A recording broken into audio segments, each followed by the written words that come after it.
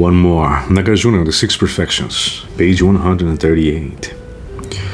Although a person may abide in a family of the nobility, may possess a body which is handsome and fine, and may have accumulated an abundance of learning, if he finds no pleasure in upholding moral precepts and his mind is devoid of kindness and pity, he is just like this.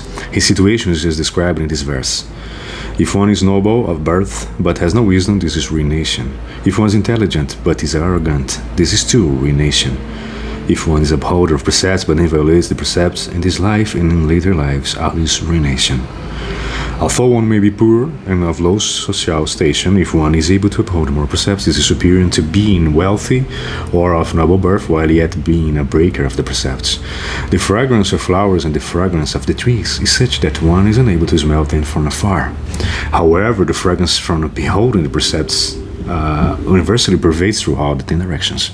The person who upholds the moral precepts perfects the realization of peacefulness and happiness. His name is heard in faraway quarters, and he is revered and cherished by both men and gods. In this present life, he always achieves all manner of happiness. If he desires wealth, nobility, and long life, in the heavens or among people, it is not difficult for him to obtain it. If one is pure in upholding moral precepts, he gains whatever he wishes. Moreover, a person who upholds the moral precepts observes the precept breakers, suffering affliction encountered through punishments, confinements, beatings, and floggings, knows with respect to himself that he has eternally transcended such vulnerabilities and is overjoyed on that account. If a person who upholds the precepts is a good person, gain a good name, fame, and happiness, and thinks to himself, in just the same fashion as he has come by a good reputation, I too have a measure of that. When the life of a person who upholds the moral precepts comes to an end, when the knife, like wind, cut loose the body, and when the sinews and blood vessels are severed, he knows that he has upheld the precepts purely. His mind refrains from fearfulness. The situation is described in a verse.